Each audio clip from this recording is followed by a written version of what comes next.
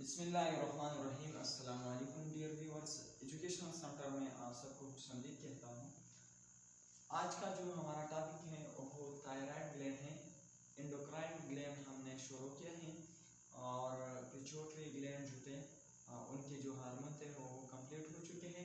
अब हम आते हैं थायराइड ग्लैंड के जानिब। तो first of all thyroid gland के लोकेशन की बात करते हैं। लोकेशन जो है ये वाक़ है बिलो द लेरेंस,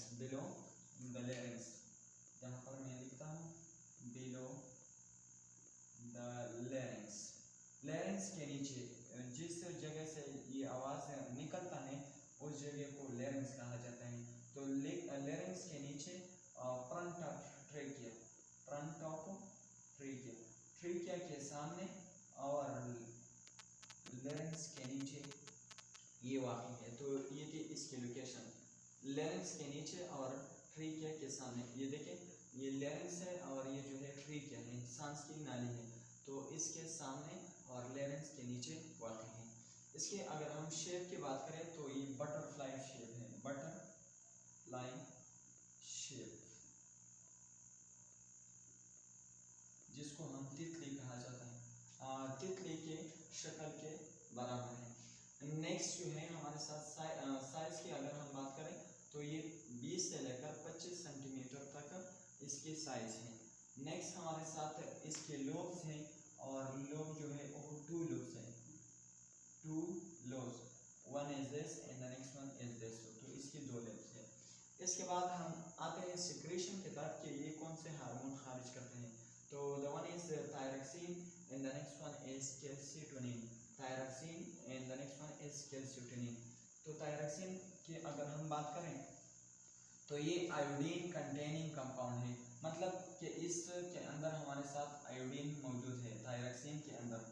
नेक्स्ट जो है हमारे साथ फंक्शन है। तो थायरॉक्सिन का पहला जो काम है इंक्रीज मेटाबॉलिक रेट।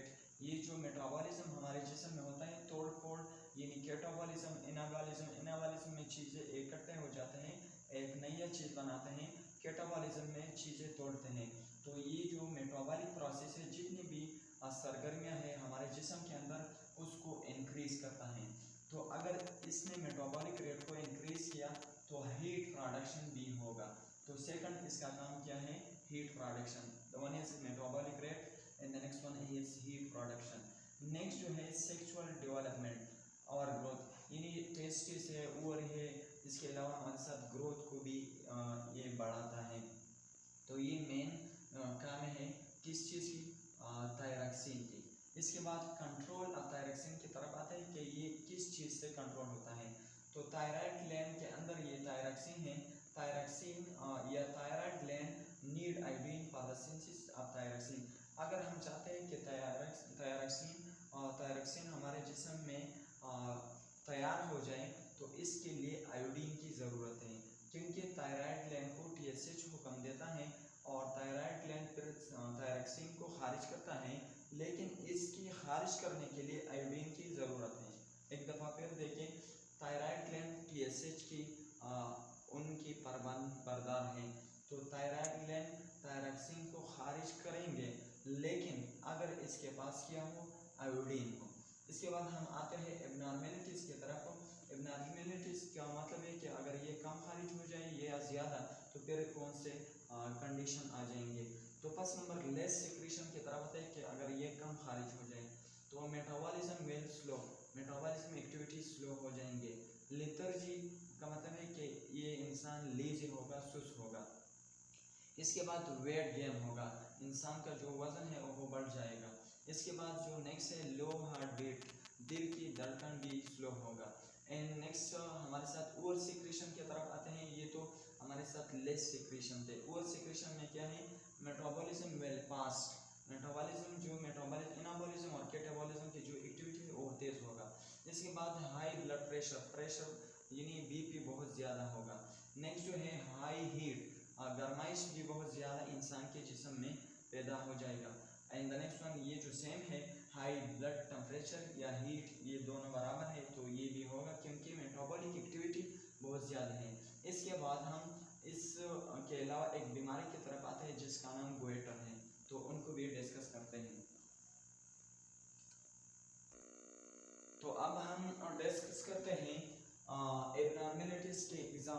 इसमें एक बीमारी है जिसका नाम गोइटर है।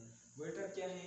The enlargement of thyroid gland, जब थायराइड ग्लैंड की जो ओरिजिनल साइज है वो बढ़ जाए, और ये किस चीज़ की वजह से? आयोडीन की डिफिशियंसी की वजह से। अगर आयोडीन इंसान के जिस्म में कम हुआ तो फिर इसकी वजह से थायराइड ग्लैंड वो बढ़ जाएगा, तो इस कंडीशन को गोइटर कहा जाता है। ये इसके जो काजेस हैं, थायरॉक्सिन नीड आयोडीन, यानी थायरॉक्सिन की खारिज होने के लिए आयोडीन की ज़रूरत है, और थायरॉक्सिन थायराइड ग्लैंड खारिज करता है, लेकिन अगर थायराइड ग्लैंड के पास क्या हो? आयोडीन हो। If iodine is not present in our food, अगर हमारे खुराक में आयोडीन न हो, the thyroid gland is over stimulated, तो TSH बार बार हुक्म देगा किस चीज़ को? थायराइड ग्लैंड को। थायराइड ग्लैंड बजाती खुद कंट्रोल होता है थायराइड स्टिमुलेटिंग हार्मोन से, जो कि इंटीरियर पिट्यूटरी लोब से खारिज होता है, तो वो बार बार हुक्म देगा किस चीज़ को? थायराइड ग्लैंड के, कि आप अपने हार्मोन को खारिज करें, आप बेदार हो जाए, तो इसकी वजह से ये बार बार स्टिमुलेट हो जाएगा। तो इसकी वजह से हमारे साथ थायराइड ग्लैंड जो है वो स्विलअप हो जाएगा, और इस बीमारी को गोइटर कहा जाता है। इसके बाद हमारे साथ इसकी ट्रीटमेंट क्या है? ट्रीटमेंट इसके लिए आयोडीन साल्ट अगर हम इस्तेमाल करें तो इसकी वजह से इसकी जो पॉसिबल ट्रीटमेंट है वो इंशाल्लाह हो जाएगा। अब हम आते हैं थायराइड के दूसरे हार्मोन की तरफ, जिसका नाम कैल्शियोटोनिन है। कैल्सी का मतलब है कैल्शियम।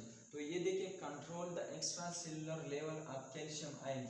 अगर हमारे साथ ब्लड में कैल्शियम की लेवल बढ़ जाए, कैल्शियम की लेवल, तो कैल्शियोटोनिन ऐसा करता है। फॉर एग्जांपल ये हमारे साथ बोन है यहाँ पर, तो ये जो है ये कैल्शियम को लाता है, और ये डिपॉजिट होता है किस चीज़ के ऊपर? बोन के ऊपर, तो इससे हड्डी भी मजबूत हो जाता है।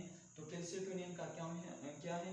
Control the extra cellular level of calcium ion in the blood. ये जो है ब्लड में क्या करता है? ये ब्लड से कैल्शियम को लाता है, और उसको फिर यानी उसको डिपॉजिट करता है किस चीज़ पे? वो बोन पे डिपॉजिट हो जाता है। तो इसकी वजह से कैल्शियम की जो लेवल है वो बरकरार रह जाता है।